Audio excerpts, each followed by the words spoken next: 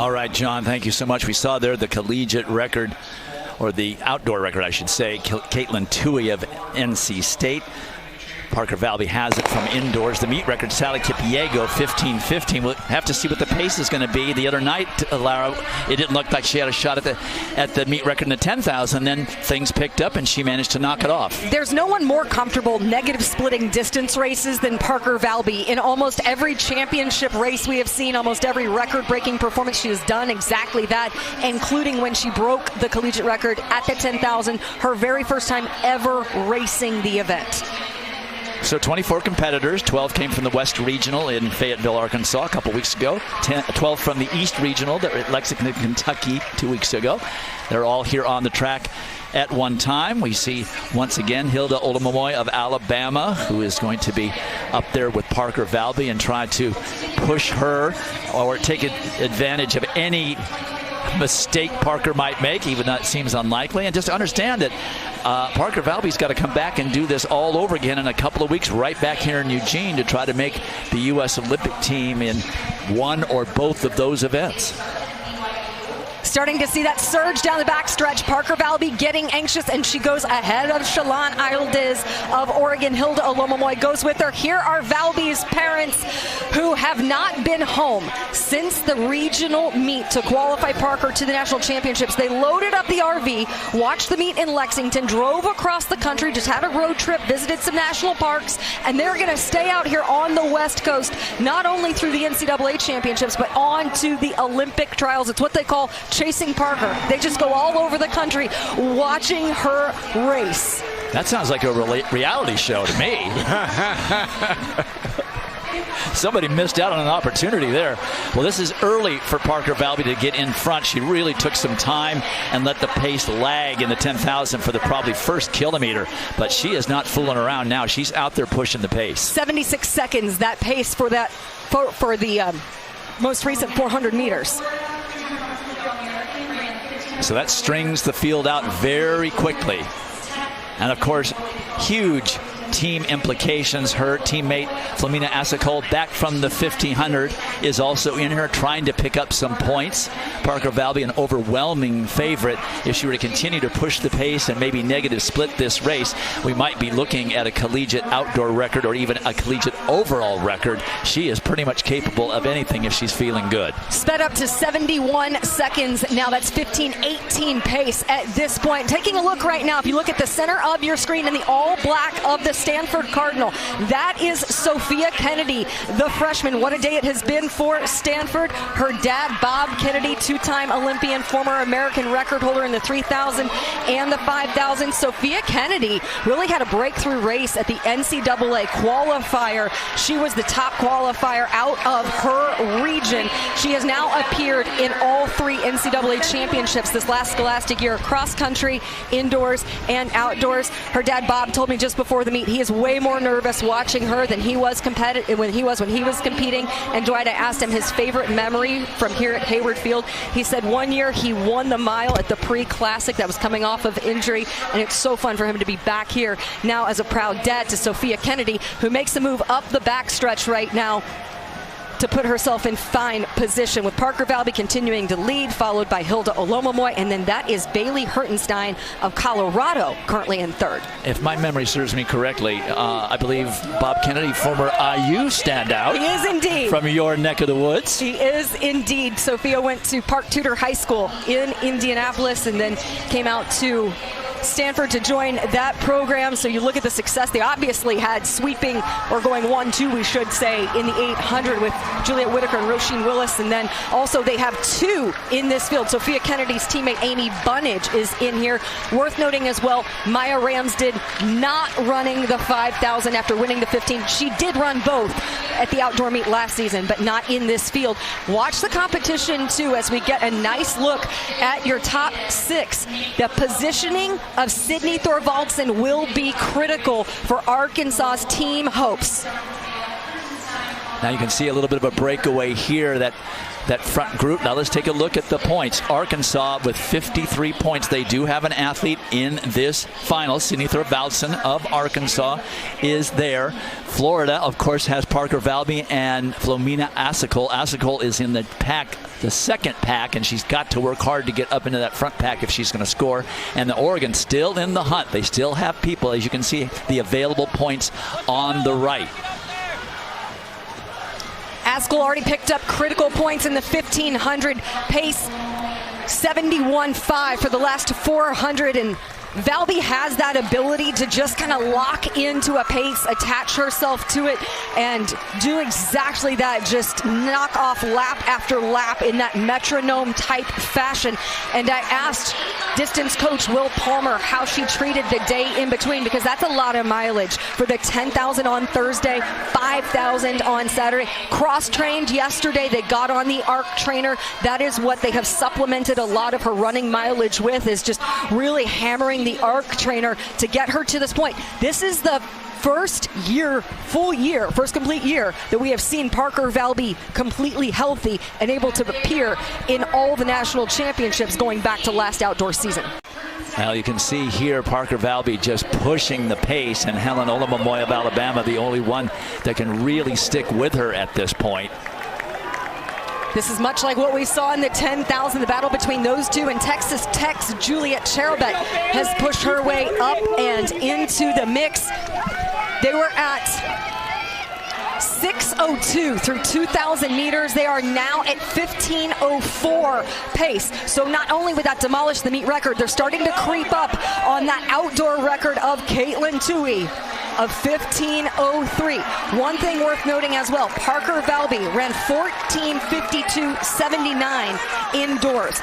That is narrowly missing the Olympic standard, so she does not have that Olympic standard at 5,000 meters. Pretty ambitious given the setting that we're in, but just as we're watching all of the numbers and everything, obviously she broke both meet records at the indoor championship. She broke the 10K meet record. They are now at 15 flat. They have gone sub 71 seconds for the first time in this race, 4:09 for the last mile. So here's my thinking on the standard. She missed it by less than a second. She's got to run 14:52 or faster in order to have the standard. You can't possibly predict what the conditions will be like or how the race will go at the Olympic trials. You'd think those who don't have a standard are going to want to push the pace and get it in that race, because you can get it at the trials, but you can't bet on that. So it seems to me, both these young ladies, it's like these conditions are decent. Let's just go for it and see if we can get it. And you work well together. They've pushed each other in numerous appearances, even going back through the cross-country season. So they're taking advantage of a fantastic racing opportunity that they have. Also, as you start to see the field coming into play behind them, coming up on the 3K point right now, with 5 laps to go, they are just under 9 minutes. I mean, it's hardly ideal conditions. It's high 70s, and it's quite humid, even threatening a little bit of drizzle in the area. So it's not ideal conditions, but it could be worse than that in a couple of weeks up here, as we saw 3 years ago at the trials. And we said that the sign, literally the sign, the signal, the cue was for Parker to see the giant fathead of herself that they hold up when they tell her to go. She must have gotten that signal really early on. 8:59 was their time through 3,000 meters, settled in right about 70.5 seconds per lap. And Hilda Olomomoy has attached herself to Parker Valby. She, just like Valby, running with immense confidence right now. It's not like Gainesville and Tuscaloosa can't be hot and humid. No. So it's not like and it was at the SEC championships. And you think about at the regional meet in the 10,000, they had to endure rainstorms and all sorts of conditions in that competition. With a mile to go, this is going to be a throwdown between Valby and Olomomoy. Larry, you mentioned that Parker Valby did some cross-training and on the arc trainer. Can you explain what that is to the people at home to be able to manage running a 10,000 and a 5,000 in a 2-day span? Oh, and then not only just that, you have to think about the Olympic trials coming up as well. So yes, it's those 2 races, but then what you have ahead of you as well. And not only have they complemented the cross-training to her workouts and what she's done on track, they also were very selective and intentional in how she raced over the course of the season. And she has put a huge gap on Hilda Olomomoy to this point. We are watching the clock as Parker Valby,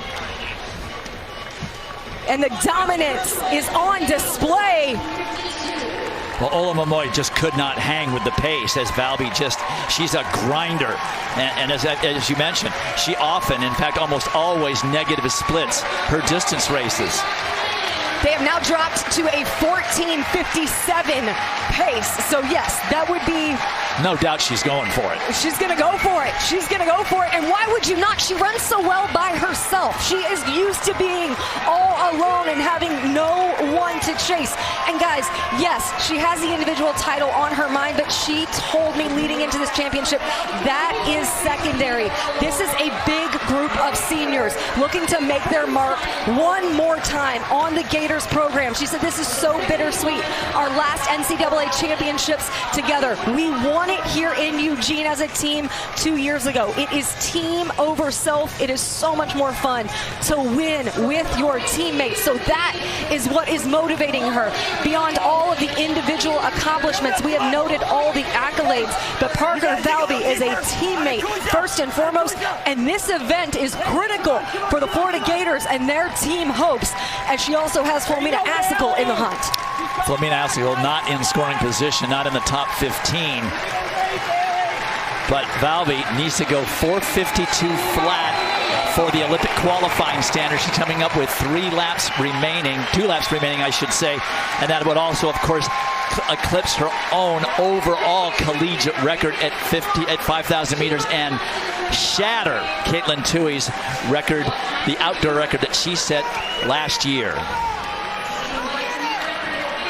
So she is doing something unbelievable. She's trying to go for 5 NCAA titles in a single academic year. Susie Favor-Hamilton did it 4. Claire Eichner has done 4. Amy Skieritz did 4. Sally Kipyego did 4. Sally Kipyego, by the way, an Olympic medalist. Parker Valby just needs this 5,000 title to make it 5. And Sally Kipyego, the former meet record holder, her record is about to go down. How much will she beat it by? Will she get this standard? She's going to get the collegiate record should she hold up this pace.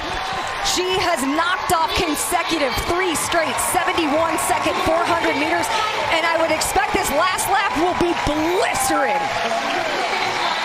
We'll get the time with 1 lap remaining. It's going to be tight. She's at 13:42 and change. She needs to go 70 or just slightly sub 70 to get under 14:52. And she's doing this having run a 10K 2 days ago. Less than 48 hours ago, she won the NCAA 10K title.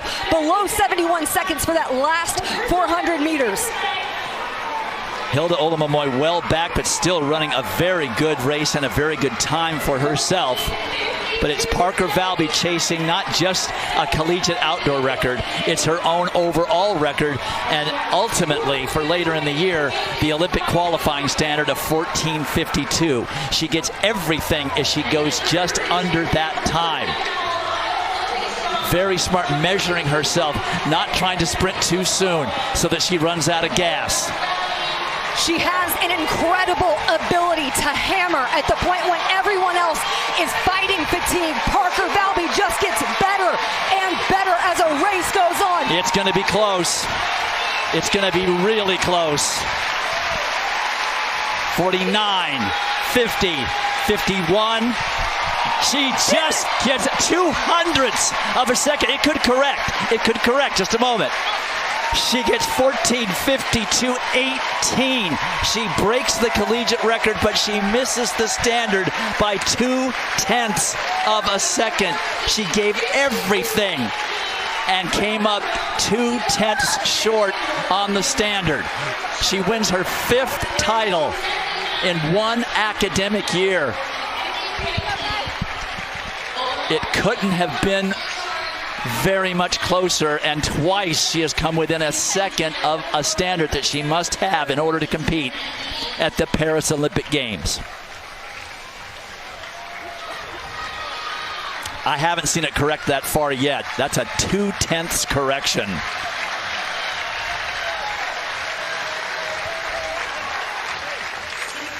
Well, that's a bittersweet performance. By the way, she's a junior.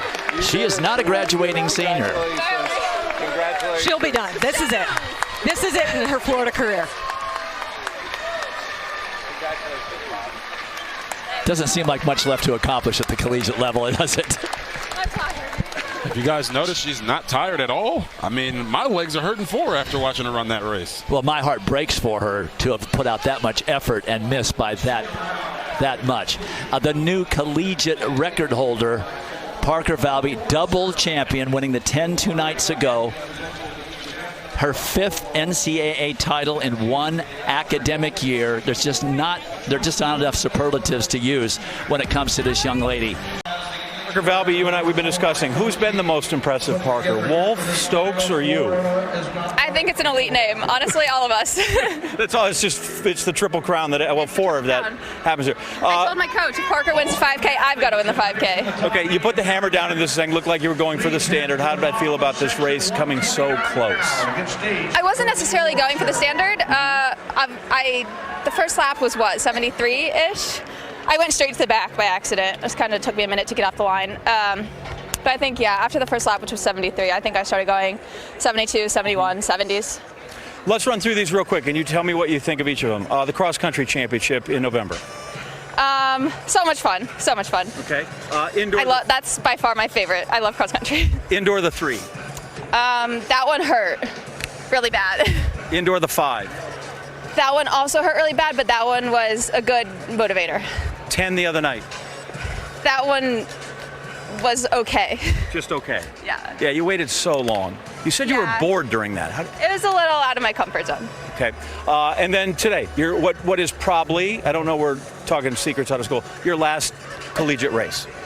Yes. Stay tuned for the future. Okay. But this one overall, your thought on it was? Last one, best one. 3rd time's a charm. My third outdoor natties. Yeah. Really bittersweet. Definitely was crying this morning. Arkansas's got the 4x4 coming up. You guys have a precarious lead. Like, you can't run out there and tackle them. You know that, right? Yep. Okay. Last one. Your folks are here. Lara's told us I can say a prayer. They're basically nomads, right? What are they doing? My parents? Yeah, chasing you around here. Chasing Parker. So they've been to where? Gainesville to Lexington? Like, what's the? Oh, give me the travel log. I'm not gonna lie. I don't really know it personally. They send me selfies everywhere they go. I don't know it off the top of my head. Yeah, we shouldn't parents shouldn't keep track of youngsters, and youngsters shouldn't be keeping track of their parents. Definitely not. No. Hey, congratulations on a great career and a great season. Thank you. I appreciate it. Parker Valby upstairs, guys.